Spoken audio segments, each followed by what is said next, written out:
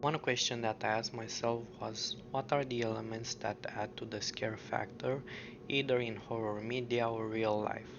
And to answer that, I think one of the most important elements is sound. If you are talking simply about horror media, sound is one of the most important things. Taking for example very well-known music that is still used even today, like the one in Eyes Wide Shut, or in general sound design that is used, like the buzzing sound in the movie backrooms,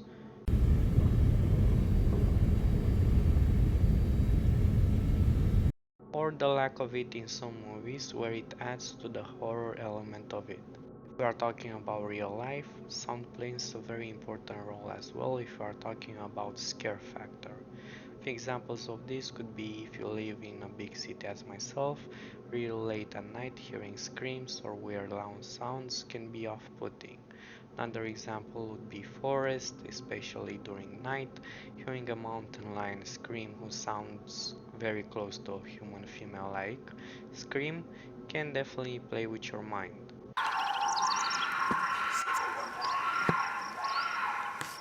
Or even worse, the lack of sound for a forest specifically during the night can be a sign of absolute danger for you. But leaving those aside, personally for me for a very long time when it comes to sound horror, I think about the many moments when I was a kid and alone in the house during the night, or even nowadays when I'm a full grown up and after watching some of these disturbing pieces of horror media, being jumpy about every single sound that I hear in my house, even the smallest things. Maybe it's a piece of furniture making a cracking sound, maybe I have the windows open and the wind decides to move the blinds, or that stupid fucking plastic water bottle decides that it would be nice at 3 a.m. to put itself back in shape and give me a heart attack. Nonetheless, what we can agree on is that sound is one of the core elements of horror that can push it to the max, and if done right, even the most common and normal sounds can be a detrimental factor in helping it reach greater heights. Hello everybody, my name is Asura and today I'll be talking about the Obsidian Whisper Tapes in 1982, a VHS Analog Horror Series that I found on YouTube that is more obscure than well-known ones, that is using the element I talk about at the start of the video, specifically sound, as its core horror element. As always, I would recommend first watching it yourself. I will leave a direct link to the whole series in the video description, and then if you are interested in a more detailed explanation about what the series is about, to come back to my video. The series clocks in at around 22 minutes of watch time, and it would be a total shame to miss it considering the most important part about it is the sound, and with me just explaining it, it would not make it justice. I'll play some parts of it, but mostly I will just go over the material and what it implies, and once again it is important to show the creator some love for her work. With that being said, let's get into it, and don't forget, if you like this video, leave a like, subscribe and a comment. Thank you. Before getting into the actual series, I will talk about a concept you should be aware of before. That concept is called liminal spaces. If you are somebody that is deep within the horror media on the internet, there is no way for you to have not at least heard of liminal spaces. Liminal spaces are physical or psychological transition points, empty hallways, deserted airports, and empty children playgrounds that feel both eerie and oddly familiar. They are places that should normally either have traffic or have missing elements that make them seem odd or out of place, giving it an uncanny feeling. It is a very common element of horror media, and to give you the best example of this would be the movie Backrooms that came out this year, who was built around this idea of liminal spaces in full. The series we are talking about is using this element in a unique and different way and applying it to sound, creating the element of liminal sound, practically taking the idea of sound that should feel normal and familiar to you, turning it in an odd experience and turning well-known sounds and music in this off-putting experience and uncanny feeling. With that being explained, let's get into our first video of the series titled The Obsidian Whisper Tapes. The video starts with a very common trope in a VHS Analog Horror Series by presenting us Case 0201 from November of 1970 from an organization called the Obsidian Whisper Collective. As we can see on their logo, we have four words and they are Tenebrae, which translate to darkness, Silencium, which means silence, Abyssus, abyss or deep, and Veritas, who can translate to truth or reality. We can analyze it a bit and practically can come to the conclusion that this organization is most likely one that investigates and researches things that are hidden deep in dark places and look to find the truth about them, and the silence can mean that they keep it hidden from the public as well. Now let's see what case 0201 is about. It seems that the collective found a cow named Frederick with the skin of his jaw cleanly removed, and after a thorough examination, more mutilations were found and foul play is suspected, and we do get a mention about some vibrations. Do keep that in mind. Then we are let know that there seemed to be a dense cloud of low frequency vibrations around Fred, and we get this rendition.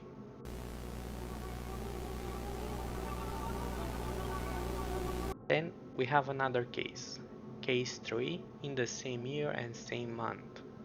This case talks about the Hannigan farmstead, which I'll tell you now, it is a fictional place created only for this series, which seems to be one of the most haunted locations in America. The collective has sent a person here to investigate and record this place, but when he came back he had no memories of what happened and had a headache and ominously said, "The darkness sang to me." Then the series presents us with a great section of found footage type of recording. What is important to note from here is the text informing us that everybody who watched that tape found the sounds in it familiar. Next we have case 05 of the same year about the White Massacre House, which seems to be the most haunted place in the entire country, and the person who created these tapes seems to have decided to investigate it without himself or herself remember doing it. And next we have another found footage section that is quite amazing, but I will only show you this part that will be important to us when it comes to the story.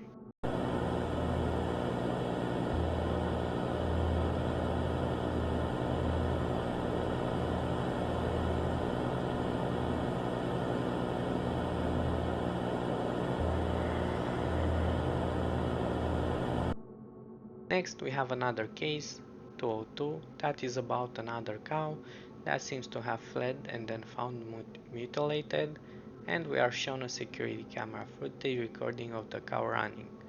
What is important is not the actual recording, it's what appears between it at some points, which is this message, which I think is from the creator of the tape, with it stating, "I haven't slept in 5 days." And this message that I think is from something else that states, "We are hungry." Next, between informational stuff about the state of Bessie, we get some other ominous text as well saying, "And it was back, the cloud. I saw it all, everything, every star, every moon, every galaxy, everything, and it was beautiful." And then we get this.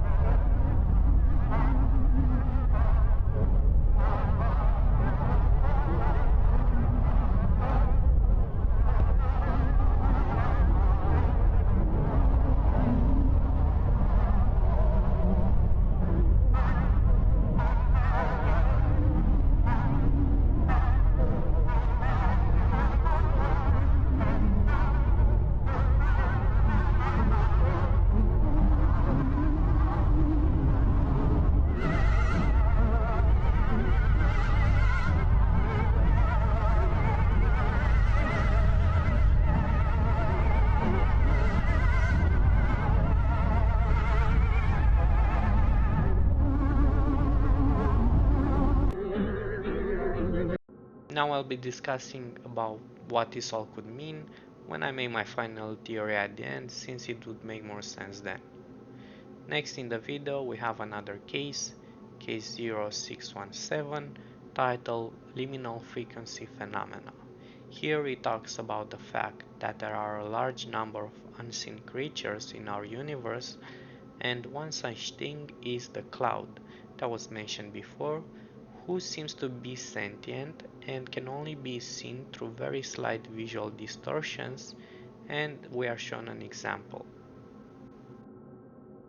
Then we are briefly shown this text who inform us how to spot these beings, and that if you spot them to just run away and be sure that they do not follow you, and if they do and they touch you, to just pray, implying that at this point you are most likely dead.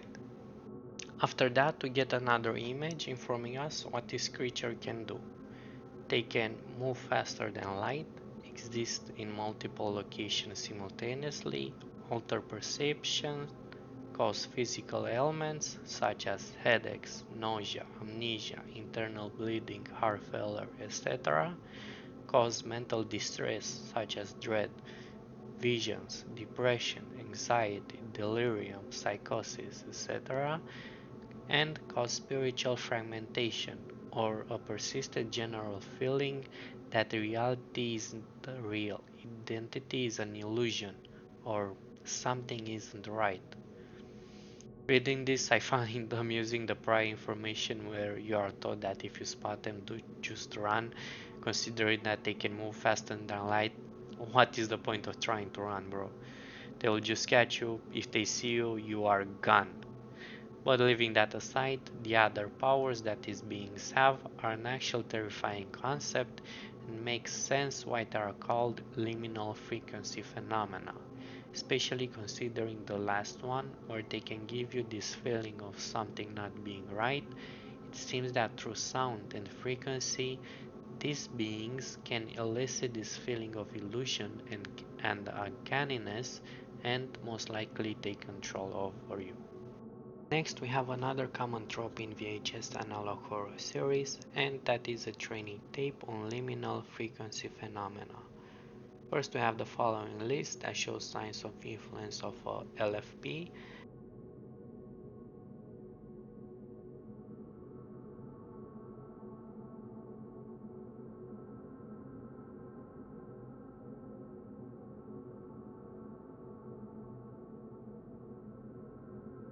And ways to prevent it, and that is to get rid of all frequency mimicking devices in your home, radios, TV, musical instruments. Stay calm. Fear emits a detectable frequency which LFP used to hunt. Then we are given a list of songs that through which you can hear an LFP being nearby, and I'll tell you right now there are very well known classical songs as Devil's Thrill, Dance Macabre, Moonlight Sonata, and Bald Mountain. Then we have another training tape which I'll play in full for you, otherwise you do not make sense since the sound is the main characteristic of this one.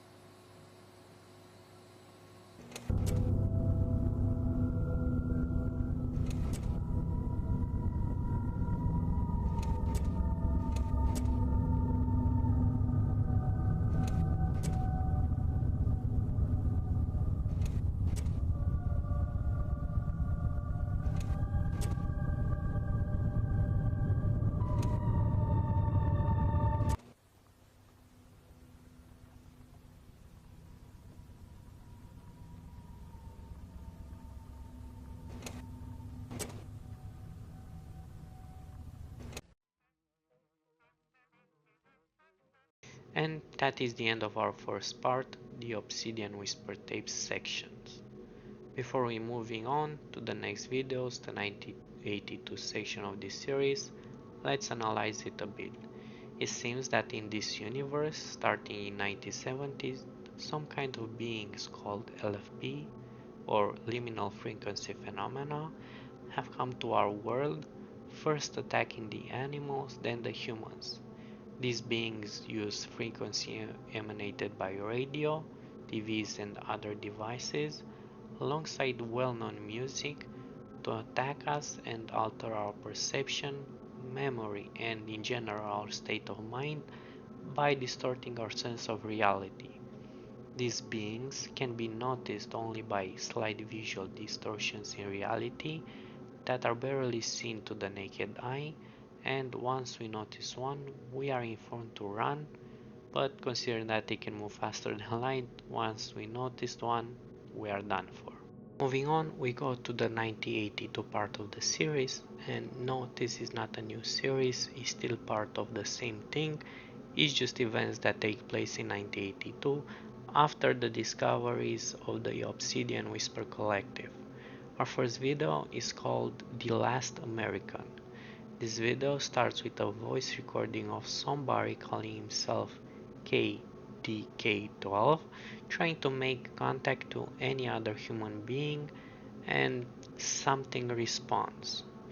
It seems that the person with the codename KDK12 is trying to make contact with another human to have better chances at survival and trying to meet the other person. But as we will see, the other person is not an actual human being. Are you cold? A little, yeah. Nights have been pretty brutal. How are you holding up? Over. Have you been scared? Scared? A little paranoid maybe, but not scared, no. Have you? Over. A little paranoid. Maybe. Have you seen the dark? What's inside it? Excuse me? Do you hear the voices?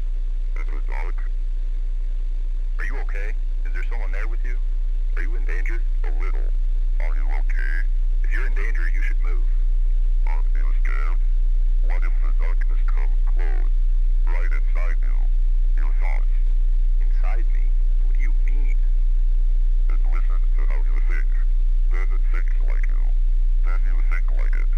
Delta, who the fuck are you? I am. You are what? Answer me. I am with you. The darkness. Good night. Okay, that's it. I'm switching channels. Fuck this. You cannot. Watch me, asshole. Watch me, asshole. Watch me. Watch me. Shit. It's on every channel. What the fuck? No! Oh. Hello there. Who are you? Hello there. It seems that he contacted an LFP instead of an actual human being by accident, and it seems that the LFP has full control now over the radio the man is using and cannot even turn it off. He is using its frequency to attack him and take control of his mind. What I found terrifying and spectacular about this video is something that you might have not noticed at first, and that is the drone of the video getting higher and higher. It seems that the more somebody stays in contact with the LFP, the frequency increases as it gains more power. One other terrifying note you can make of this video is its title, The Last American, implying that the person trying to survive might as well be the last human being in the US. The following video is titled Broadcast. It's Too Late.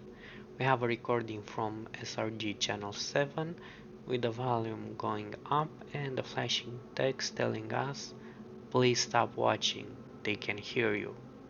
After that, we get a message from the Obsidian Collective telling us that if your loved ones has not woken up, they are no longer with us, and with another message on how to deal with the situation with that drone going higher and higher.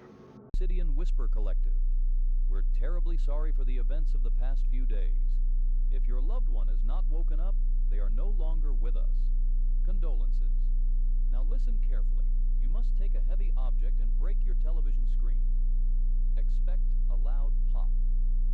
Then, take a regular kitchen knife and cut a hole in the bottom of your television, below the area where the screen used to be. Locate the speaker cones, grasp them firmly, and pull as hard as you can until they disconnect completely. This should stop LFP from entering your home. If an LFP has entered your home, leave immediately and do not return. Good luck. That image at the end has haunted me for the past few days. What a great representation of the horror this series is trying to encapsulate. What we can gather from this broadcast by Channel 7 are two key things. First, the Obsidian Collective are trying to do their best in helping people deal with LFPs, but it seems that it might be too late at this point, and the collective might as well be infiltrated as well. This can be backed up by the message at the start, as well as over the fact that during the transmission, an LFP seems to take over. Next video is broadcast 1982. Do not watch. And nothing much can be said about this one. It's just some images that the series is trying to show us to up the scare factor, but I think this video is inconsequential to our story, but great horror nonetheless. After that we have XRG programming test loop. This one starts with a news report about some bridge from channel 7, and at some point the Obsidian Collective does try to come in with a broadcast with some information on how to better deal with LFPs, but it seems that it's already beyond them at this point, and they get actually hijacked by the LFPs that tell us to leave all the doors and windows open so the police can get in faster in case of emergency. Yeah, no, thank you, dude. I think I'll pass on that. After that, let me show you the ending segment of this video. Spot with the naked eye. If your pet becomes nervous or defiant,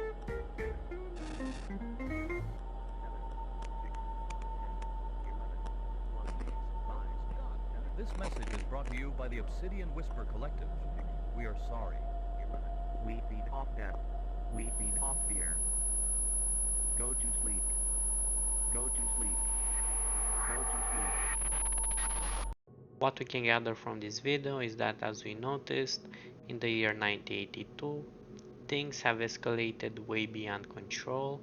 The people that are supposed to fight these beings as the collective have long lost control and are even infiltrated by them. Even the messages that get broadcasted should be ignored because they are full of misleading information, and instead of should get rid of any kind of devices that can emit any kind of frequencies that ELFPs can use.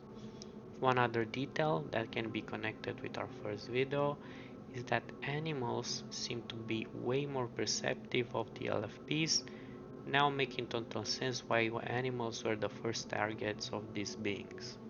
Next, we have an urgent public service announcement from the collective letting us know to practically get rid of our TVs because all of them that are made after November of 1976 are fully under the influence of LFPs.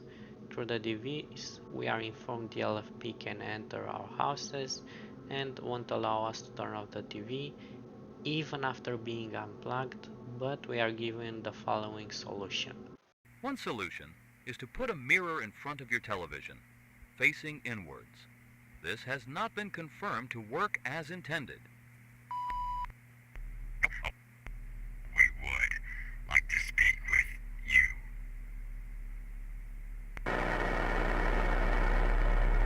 I think I'll pass on that one, buddy. After that, we get a literal representation of the fact that the TVs won't stay turned off no matter what.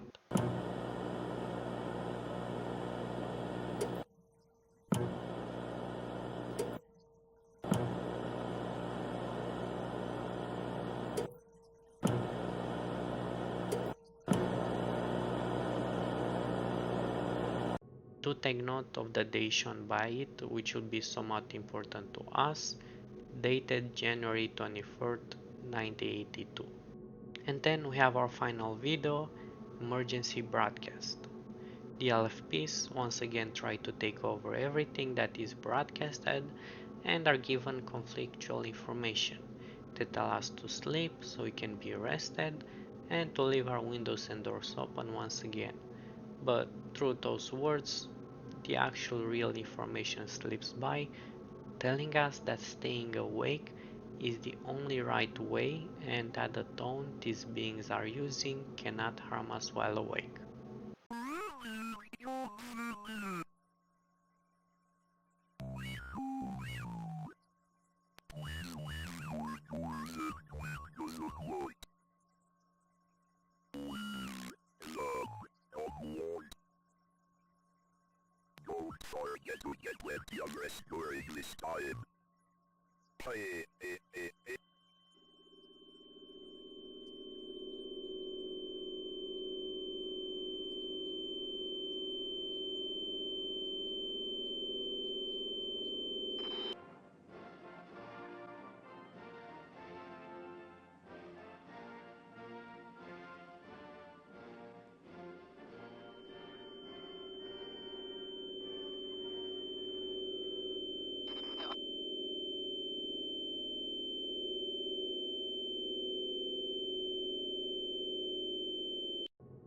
And that is pretty much the end of the series. Now it could be that there is more the creator of the series could be posting in the future, but considering this was done over a year ago and nothing new has been posted since, we could very well consider this the end of it.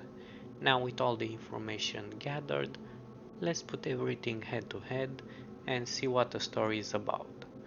It seems that starting in November of 1970, the Obsidian Collective has noticed a few cases where a bunch of animals got spooked by something that was not visible to the naked eye and then got mutilated by it. The collective's investigators that started looking into these cases noticed a cloud that was very noticeable at first, who seems to be sentient and emitting some kind of frequency and sounds that seem oddly familiar to anybody that hears it. The reason they chose to first attack animals was because, as we've seen in one of the videos from 1982 series, is that animals notice these beings way better than humans, so they decided to first get rid of them since they were a bigger threat than us. This also makes sense scientifically speaking, since these beings are somewhat seeable only through high frequencies, and animals in general are way more aware of sound frequencies than humans. The investigators that noticed this sentient cloud seem to have fallen in some kind of trance or control of these beings and started visiting places that are considered the most haunted in the country of America. The reason being, as seen before, is that these beings feed off the energy of fear and make it easier for them to attack or control us. Moving forward in the timeline, it seems that in 1976, all TVs have fallen under the control of these beings and cannot be turned off no matter what. These beings use any kind of frequency emanated by TVs, radios, and musical instruments to invade people's homes and take control of them in their sleep, since it seems we are the most vulnerable then, and the tone, the low humming we can hear in different videos, can affect us fully only when we sleep. Once we sleep under that tone, it seems that our life ends there and there is no more salvation for us. In the year 1982, the situation looks very dire. It seems that even the Obsidian Collective has fallen under the influence of these beings, although not fully, and have taken over any kind of broadcast, giving false information to anybody watching them, and they are close to ending the human race as you know it and take control of Earth. I think a clear representation of this is the video The Last American, since I don't think the videos are arranged in chronological order as seen by the video which shows us that TV cannot be turned off no matter what, that is dated in January of 1982. I think The Last American is the last video in the series by chronological order and shows us that even the last person will soon be taken care of. After piecing together the full story and timeline, one last question remains. What exactly are these beings called liminal frequency phenomena? Well, simply put, I think they are space sound demons. Now, I'll be honest with you, I cheated a bit when it comes to this answer, as the creator herself answered this question when asked what LFPs are by another watcher of the series, and she said they are invisible audio demons. But I do think that she did not fully disclose the full meaning of it. She calls them invisible audio demons, which makes sense since they are only somewhat seeable through high frequencies and use sound as their power, but I do not think she means actual biblical demons due to the fact that throughout the series we had no Christian elements if you are talking about actual biblical demons. The reason I'm calling them space sound demons is that at some point we do get that quote stating, and it was back, the cloud. I saw it all, everything, every star, every moon, every galaxy, everything, and it was beautiful. It would make more sense that these beings would be outer space sound demons rather than biblical ones, since no representation of such was given. And that is pretty much all the theories that I could come with for this short series that use somewhat a unique concept, liminal sound, as its core element, which I personally did not see any kind of series. Thank you to anybody that watched my video, and please do leave a like and subscribe and check other videos on my channel.